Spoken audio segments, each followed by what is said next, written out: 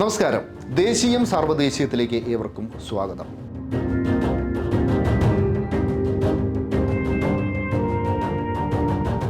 ഹിറ്റ്ലറുടെ വിരുന്നുകൾ കുപ്രസിദ്ധമായിരുന്നു. അതുപോലെ ഒരു വിരുന്ന് അടുത്തിടെ രാജ്യതലസ്ഥാനമായ ദില്ലിയിൽ നടന്നു. വിരുന്നൊരുക്കിയത് പ്രധാനമന്ത്രി നരേന്ദ്രമോദി. വിശിഷ്ടാതിഥി കേരളത്തിൽ നിന്നുമുള്ള ലോക്സഭാംഗമായ NK പ്രേമചന്ദ്രൻ.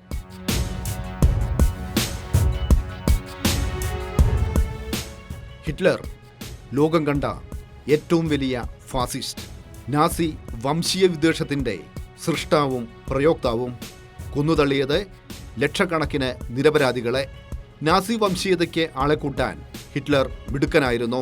എതിർശബ്ദം ഉന്നയിക്കുന്നവരെ കൊന്നൊടുക്കാൻ മാത്രമല്ല, വശീകരിച്ചൊപ്പം നിർത്തി തൻ്റെ അപദാന കഥകൾ പറയിപ്പിക്കാനും ഹിറ്റ്ലർ സമർത്ഥനായിരുന്നു. സ്ഥാനമാനങ്ങൾ നൽകി ഇത്തരം കുറെ അടിമകളെ ഹിറ്റ്ലർ സൃഷ്ടിച്ചിരുന്നു.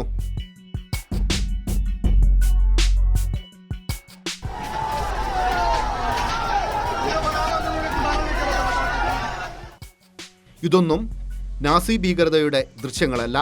ഒരു കാലത്ത് ലോകത്തെ ഏറ്റവും വലിയ ജനാധിപത്യ രാജ്യം എന്ന് പുകൾപെറ്റ ഇന്ത്യയിലെ സമീപകാല കാഴ്ചകളാണ്. നാസി ഭീകരത പോലെ രാജ്യത്ത് ഹിന്ദുത്വ ഭീകരതയും അഴിഞ്ഞാടി. ന്യൂനപക്ഷ സമുദായങ്ങളിൽപ്പെട്ട നൂറുകണക്കിന് മനുഷ്യർ കൊല്ലപ്പെട്ടു. അവരുടെ ചോരപുരണ്ട മണ്ണിൽ നിന്ന് ഒരു താമര ഉദിച്ചുയർന്നു.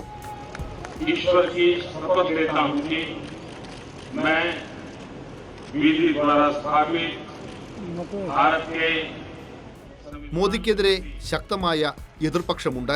എതിർപക്ഷത്ത് ഭിന്നിപ്പുണ്ടാക്കുക എന്ന ഹിറ്റ്ലറുടെ ഫാസിസ്റ്റ് തന്ത്രങ്ങൾ ഇന്ത്യൻ അവസ്ഥയിൽ എങ്ങനെ പയറ്റണമെന്ന് മോദിക്ക് നന്നായി അറിയാം. ചിലരെ പാടിപ്പുകഴ്ത്തും, ചിലരെ ഓർത്ത് കണ്ണീരൊഴുക്കും. जब आप मुख्यमंत्री थे, मैं भी एक राज्य का मुख्यमंत्री के नाते काम करता था. हमारी बहुत गहरी निकटता रही उस कालखंड में. शायद ही कोई ऐसी घटना मिल सकती है कि जबकि हम दोनों के बीच में कोई संपर्क सेतु न रहा.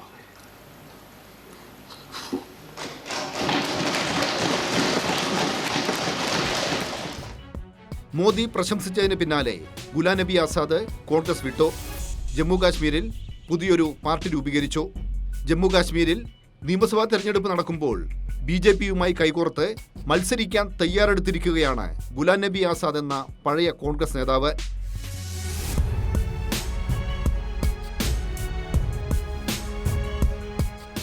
വിരുന്ന് സൽക്കാരങ്ങളിൽ ഹിറ്റ്ലറുടെ മാതൃക നരേന്ദ്രമോദിയും പിന്തുടരുന്നുണ്ട്. RSP MP NK പ്രേമചന്ദ്രനായിരുന്നു ഇത്തവണത്തെ വിശിഷ്ടാതിഥി. മോദിയുടെ തൊട്ടടുത്ത് ഇരിപ്പിടം. സൽക്കാരത്തിന് ശേഷം മോദി സ്തുതികൾ. മോദിയുടെ സൽക്കാരം അരങ്ങേറിയ ദില്ലിയിലെ പാർലമെന്റ് മന്ദിരത്തിൽ നിന്ന് 250 കിലോമീറ്റർ അകലെയാണ് ഹരിദ്വാറിലെ ഹൽദ്വാനി. ഹൽദ്വാനി അന്ന് കത്തുകയായിരുന്നു. കലാപത്തിൽ കൊല്ലപ്പെട്ടത് 7 പേർ. മുസ്ലിം ന്യൂനപക്ഷങ്ങളുടെ വീടുകൾ, കടകൾ എല്ലാം വ്യാപകമായി തകർക്കപ്പെട്ടു.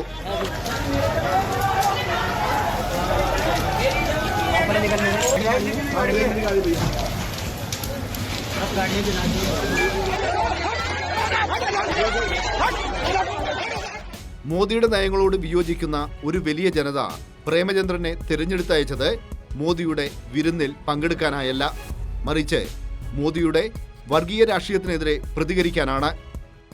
വളരെ വില കുറഞ്ഞ നിലവാരമില്ലാത്ത വിവാദത്തിനാണ് CPM നേതൃത്വം കൊടുക്കുന്നത്.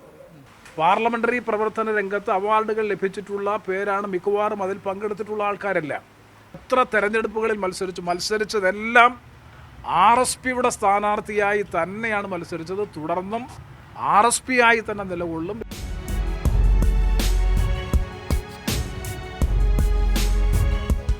And on that day, Professor Henry, the then principal, he has made an observation to him that let the finance minister Dr. Manmohan Singh be the future prime minister of our country. Just 3 years after he has become the prime minister of our country, I just remembering that, not making any observation on that. So definitely, madam, we are extending our best greetings to you. And once again, I take this opportunity.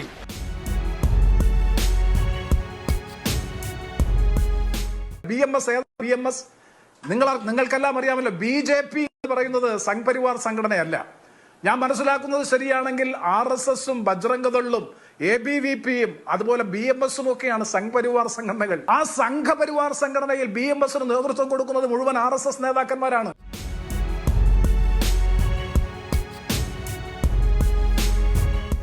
Premendran അതിനെപ്പറ്റി പ്രതികരിച്ചിട്ടുള്ളത് ഭക്ഷണത്തിന് ക്ഷണിച്ചാൽ പോകാതിരിക്കുന്ന സംസ്കാരമില്ലായ്മയൊന്നും ഞാൻ പ്രകടിപ്പിക്കുന്നില്ല എന്നാണ്. എന്നാൽ തിരിച്ച് എനിക്ക് അങ്ങോട്ട് ചോദിക്കാനുള്ളൊരു ചോദ്യം, മുഖ്യമന്ത്രി ക്രിസ്മസ് വിരുന്ന് ക്ഷണിച്ചപ്പോൾ പ്രതിപക്ഷം പങ്കെടുത്തില്ല എന്നത് ഏത് സാംസ്കാരിക അവബോധത്തെ അടിസ്ഥാനപ്പെടുത്തിയിട്ടാണ്? അന്ന് മുഖ്യമന്ത്രി വിളിച്ചു ചേർത്തിട്ടുള്ള കേരളത്തിലെ പ്രത്യേകിച്ച് ക്രിസ്മസ് ആശംസകളൊക്കെ നേർന്നുകൊണ്ടുള്ള അല്ലെങ്കിൽ ആ പരിപാടിയുടെ ഭാഗമായിട്ട് പ്രതിപക്ഷം ബഹിഷ്കരിക്കുക ചെയ്തത്. മോദിയുടെ ആതിഥ്യം സ്വീകരിച്ച് BJPയിൽ ചേർന്നവർ, സ്ഥാനമാനങ്ങൾ നേടിയവർ, ഈ പട്ടിക നീണ്ടതാണ്. ഇവരിൽ എത്ര പ്രേമചന്ദ്രന്മാർ ഉണ്ടാകുമെന്ന് കാത്തിരുന്ന് കാണണം.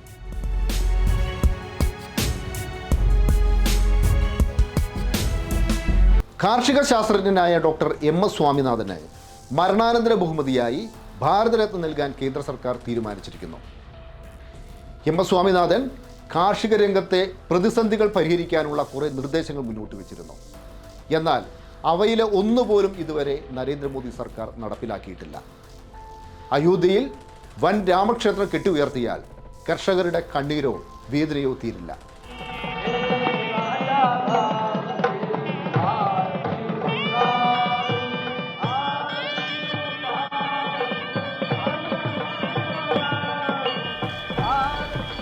സംഘപരിവാർ ക്രിമിനലുകൾ തകർത്ത ബാബറി മസ്ജിദിന് മേൽ കെട്ടിയുയർത്തിയ രാമക്ഷേത്രം, ശ്രീരാമ വിഗ്രഹ പ്രതിഷ്ഠാ ചടങ്ങ്, കോടികൾ മുടക്കിയുള്ള മോദി ഷോ, ഇത്രയും മതി.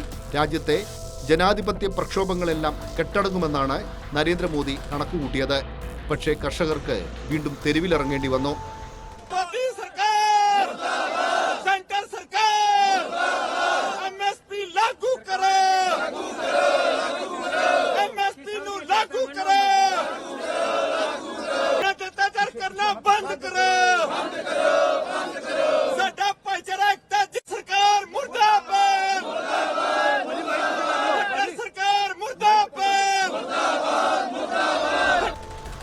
മോദി ഭരണത്തിന് കീഴിൽ കർഷകരുടെ ജീവിതം കൂടുതൽ ദുരിതപൂർണമായി.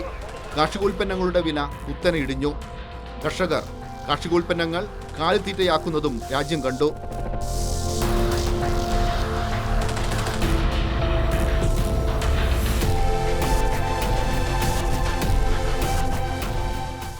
की नाही, मग आमची लयच अवस्था खराब आहे. तांबाट्याची कॅरेट 20 रुपये 30 रुपये जाळी जाते. तुम्ही खर्च किती केला? तांबाट्याला पार तारोबा म्हणलं तर 50-60 हजार रुपये खर्च येतो. मार्केटला सोडायला इडून गाडी भाडं, मेहनत सोडाई, आमची मजुरांना पैसे द्यायला लागतात, कमिशन. तुम्हाला काय प्रॉफिट आहे त्याच्यामध्ये? काय तुम्हाला काय? काहीच प्रॉफिट आम्हाला त्याच्यात काही प्रॉफिट भेटत नाही.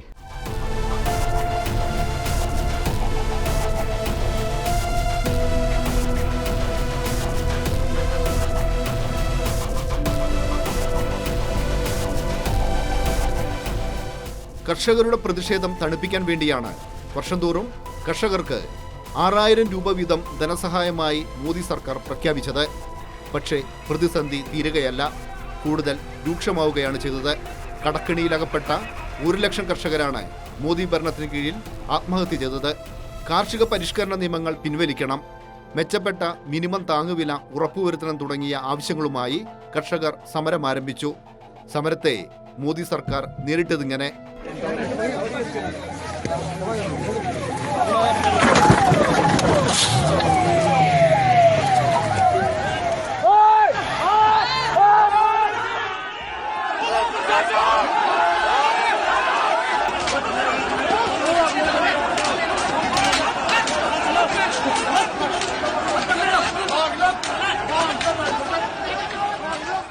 ഇവർ ഏറ്റവും കൊട്ടിഘോഷിച്ച് പറഞ്ഞത് ഫസൽ ബീമ യോജന നടപ്പിലാക്കുന്നു. പ്രധാനമന്ത്രി ഫസൽ ബീമ 2017 ഫ്ലാഗ്ഷിപ്പ് പ്രൊജക്റ്റാണ്, മോഡിയുടെ ഏറ്റവും വലിയ ഗ്യാരണ്ടിയാണ്.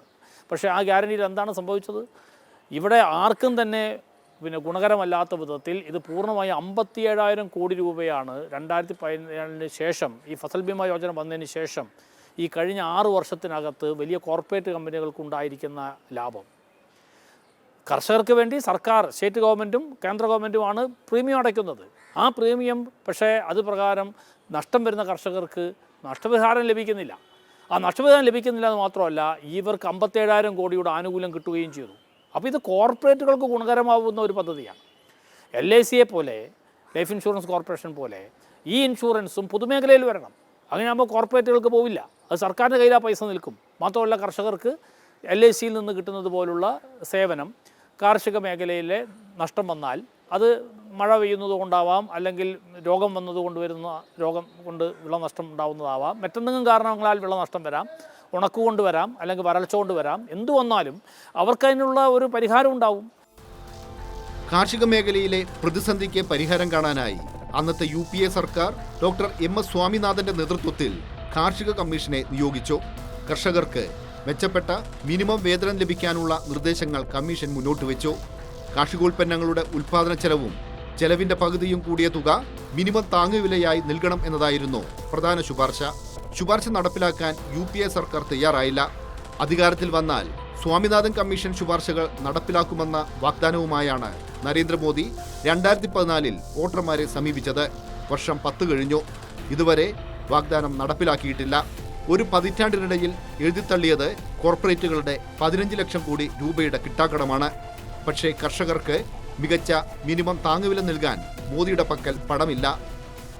ഗുജറാത്തിൽ മോഡി ഭരിക്കുന്ന 3 പ്രാവശ്യം മുഖ്യമന്ത്രിയായ ഗുജറാത്തിൽ 2 പ്രാവശ്യം അദ്ദേഹം പ്രധാനമന്ത്രിയായി. ഈ ഗുജറാത്തിൽ ഇന്നും ഒരു കർഷക തൊഴിലാളിയുടെ കൂലി 241 രൂപയാണ്. 25 ദിവസം അയാൾക്ക് പണി കിട്ടിയാൽ 6,045 രൂപ കിട്ടും. 6,045 രൂപയ്ക്ക് അയാൾക്കൊരു കുടുംബം നടത്തി കൊണ്ടുപോകാൻ കഴിയില്ല. 2 കാർഷിക മേഖലയിൽ 20 ദിവസവും പണി ഉണ്ടാവില്ല. അപ്പോൾ അയാൾക്ക് ആ പണിയുമില്ല, കൂലിയുമില്ല, ജീവിക്കാനുള്ള വരുമാനവുമില്ല. എന്നാൽ കേരളത്തിൽ 745 രൂപയാണ് ഒരു ദിവസത്തെ കൂലി. 850 രൂപയാണ് കേരളത്തിലെ കൺസ്ട്രക്ഷൻ മേഖലയിലെ കൂലി. അപ്പോൾ കേരളവും ഗുജറാത്തുമായി യാതൊരു താരതമ്യവുമില്ല. ഈ രാജ്യത്താകെ ഏറ്റവും കുറഞ്ഞ കൂലിയുള്ള സംസ്ഥാനങ്ങൾ 1 ഗുജറാത്തും മധ്യപ്രദേശും, 2 മൂന്നാമത് ഉത്തർപ്രദേശുമാണ്. ഇത് 3 BJP ഭരിക്കുന്ന സംസ്ഥാനങ്ങളാണ്.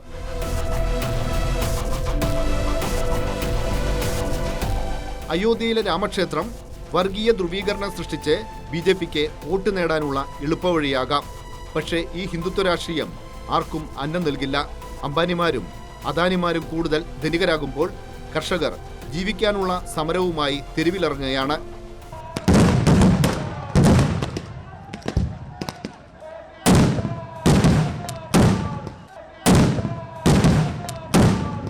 പ്രധാനമന്ത്രി നരേന്ദ്രമോദി UAEയിൽ ഒരു വലിയ ഹിന്ദു ക്ഷേത്രം ഉദ്ഘാടനം ചെയ്തിരിക്കുന്നു. UAEയിൽ ഹിന്ദുക്കൾ ന്യൂനപക്ഷമാണ്, കുടിയേറ്റക്കാരാണ്. എന്നാൽ ആ രാജ്യത്തിലെ ഭൂരിപക്ഷം ന്യൂനപക്ഷങ്ങളോട് കാണിക്കുന്ന സ്നേഹവും സഹിഷ്ണുതയുമെല്ലാം പ്രധാനമന്ത്രി നരേന്ദ്രമോദി കണ്ടുപഠിക്കേണ്ടതാണ്.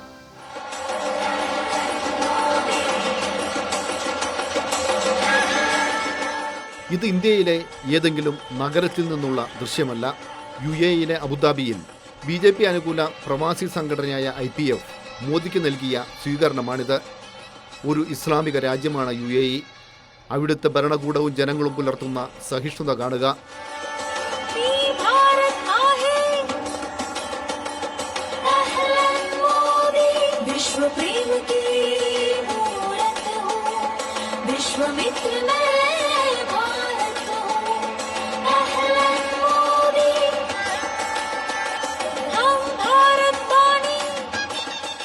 കുറച്ച് പിറകോട്ട് പോകാം. രാജ്യം ഇന്ത്യ, സ്ഥലം പാർലമെന്റ്. അസദുദ്ദീൻ ഒവൈസി എന്ന ലോക്സഭാംഗം സത്യപ്രതിജ്ഞ ചെയ്യുന്നു. BJP MPമാരുടെ പെരുമാറ്റം കാണുക.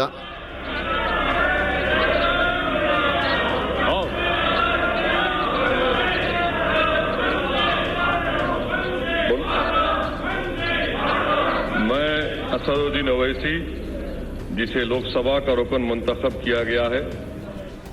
ഹിജാബ് പലർക്കും ഇഷ്ടപ്പെട്ട വസ്ത്രമാണ്, മതസ്വാതന്ത്ര്യത്തിൻ്റെ ഭാഗമാണ്. എന്നാൽ ഇഷ്ടപ്പെട്ട വസ്ത്രം ധരിക്കാനുള്ള സ്വാതന്ത്ര്യത്തിനെതിരെ സംഘപരിവാർ നടത്തിയ കടന്നുകയറ്റം കാണുക.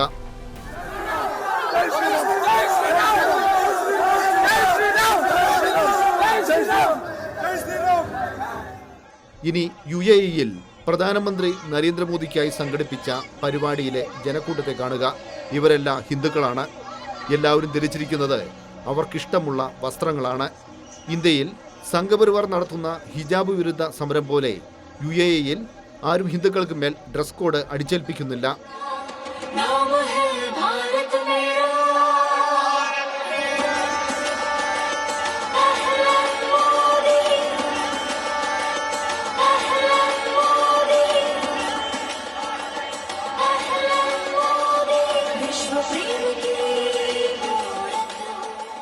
സഹിഷ്ണുത രാഷ്ട്രമായിട്ട് ലോകത്തിന് മാതൃകാ രൂപത്തിലേക്ക് നമ്മുടെ UAE മാറിക്കഴിഞ്ഞിരിക്കുന്നു. അവിടെയാണ് ഇപ്പോൾ ഈ അമ്പലം പണിതും അതുപോലെ തന്നെ അമ്പലം അതിന് ഉദ്ഘാടനത്തൊക്കെ തന്നെ ഇന്ത്യയുടെ പ്രധാനമന്ത്രി വന്നിട്ട് അത് ഉദ്ഘാടനം ചെയ്തൊക്കെ തന്നെ. ഇതേ സന്ദർഭത്തിൽ തന്നെയാണ് നമ്മുടെ രാജ്യം വെച്ചാൽ ലോകത്തെ ഏറ്റവും വലിയ ജനാധിപത്യ രാജ്യം എന്നുള്ളതാണല്ലോ സ്വാഭാവികമായിട്ട് നമ്മൾ അറിയപ്പെടുന്നത്. തർക്കമില്ല കാര്യത്തിന് അതാണ് നമ്മുടെ ഭരണഘടനയ്ക്കകത്തൊക്കെ അധിഷ്ഠിതമായിരിക്കുന്ന ഒരു സംവിധാനം. എന്നാൽ നമ്മുടെ രാജ്യത്തിൻ്റെ ഭരണഘടനയ്ക്കകത്ത് അതിൻ്റെ ആമുഖത്തിൽ പറഞ്ഞിരിക്കുന്ന കാര്യങ്ങൾ ഒരു ജനാധിപത്യ മതേതരത്വ സോഷ്യലിസ്റ്റ് സങ്കല്പമുള്ള രാജ്യം, ഇവിടെ എല്ലാ ജാതിയും മതസ്ഥരും ഒക്കെ തന്നെ ഒരുപോലെ കാണാനുള്ള അവകാശം നമ്മുടെ ഭരണഘടനയുടെ ആമുഖം തന്നെ പറഞ്ഞിരിക്കുന്നുണ്ട്. പക്ഷേ ആ രാജ്യത്ത് ഇന്ന് നടക്കുന്നത് ഒരുപക്ഷെ ലോകത്ത് തന്നെ നാണിപ്പിക്കുന്ന ഒരുപാട് സംഭവങ്ങൾ നടന്നുകൊണ്ടിരിക്കുകയാണ്. ഇപ്പോൾ ഒരു ഉദാഹരണം നമുക്ക് പറയാം. ഇപ്പം നമ്മുടെ രാജ്യത്ത് ഒരു രാമക്ഷേത്രം ഉണ്ടാക്കി. ആ രാമക്ഷേത്രം ഉണ്ടാകുന്ന സമയത്ത് അവിടെ നേരത്തെ ഒരു പള്ളിയായിരുന്നു. അത് നമുക്ക് എല്ലാവർക്കും അറിയുന്ന കാര്യം. വർഷങ്ങളായിട്ട് മുസ്ലിങ്ങൾ പ്രാർത്ഥന നടത്തിപ്പോകുന്നൊരു പള്ളിയായിരുന്നു അവിടെ. പക്ഷേ അവിടെയാണ് അത് 1992 പൊളിച്ചിട്ട് അവിടെ ഏതാണ്ട് കുറച്ച് വർഷങ്ങൾക്ക് ശേഷം അവിടെ കോടതി വിധി എന്ന് പറഞ്ഞുകൊണ്ട് അവസാനമായിട്ടാണ് രാമക്ഷേത്രം ഉയരുകയാണ്. ഇവിടെ രാമക്ഷേത്രം ഉയരുന്ന സമയങ്ങളിൽ നമ്മൾ മനസ്സിലാക്കുന്നത് വെച്ചാൽ ഇന്ത്യ രാജ്യത്ത് വലിയ ഒരു വർഗീയത ഉണ്ടാക്കി തീർക്കുകയാണ്.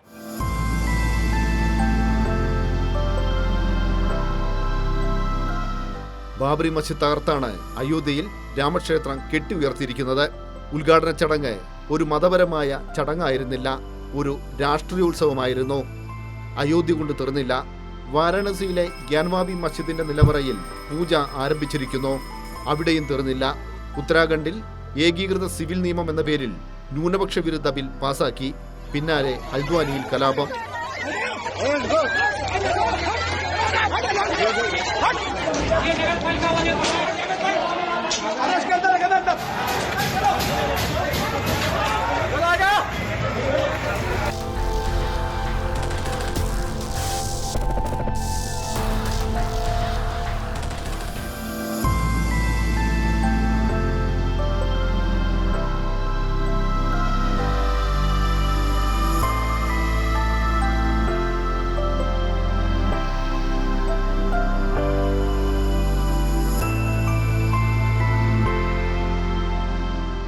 UAE സർക്കാർ സൗജന്യമായി നൽകിയ 27 ഏക്കർ സ്ഥലത്താണ് 108 അടി ഉയരത്തിൽ ക്ഷേത്രം പണിതിരിക്കുന്നത്.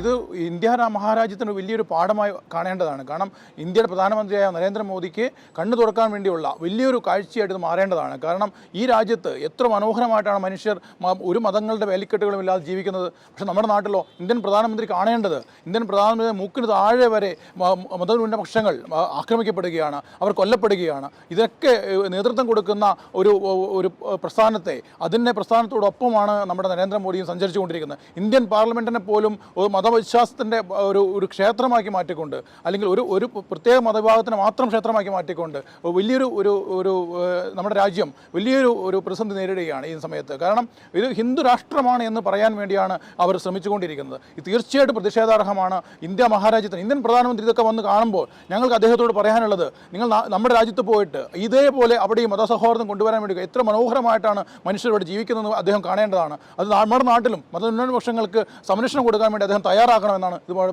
പറയാനുള്ളത്.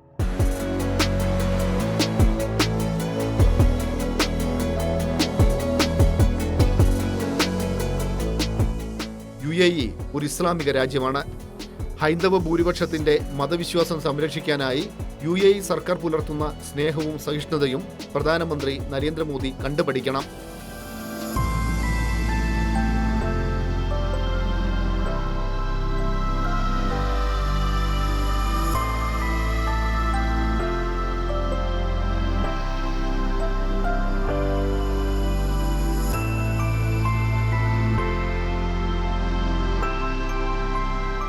കേരളത്തിലെ റേഷൻ കടകൾക്കായി സംസ്ഥാന സർക്കാർ ഒരു വർഷം ചെലവഴിക്കുന്നത് 826 കോടി രൂപയാണ്. എന്നാൽ നരേന്ദ്രമോദി സർക്കാർ ചെലവഴിക്കുന്നതാവട്ടെ വെറും 86 കോടി രൂപ. മറ്റൊരു വിധത്തിൽ പറഞ്ഞാൽ നരേന്ദ്രമോദി സർക്കാർ ചെലവഴിക്കുന്നതിൻ്റെ 10 ഇരട്ടി തുകയാണ് പിണറായി വിജയൻ സർക്കാർ ചെലവഴിക്കുന്നത്. എന്നാൽ കേരളത്തിലെ എല്ലാ റേഷൻ കടകളിലും പ്രധാനമന്ത്രി നരേന്ദ്രമോദിയുടെ ഫോട്ടോകൾ സ്ഥാപിക്കണമത്രേ. കേരളത്തിലെ എല്ലാ റേഷൻ കടകളിലും നരേന്ദ്രമോദിയുടെ സെൽഫി പോയിന്റുകൾ സ്ഥാപിക്കണമത്രേ. ഇതെല്ലാമാണ് ഫാസിസത്തിൻ്റെ പുതിയ വഴികൾ.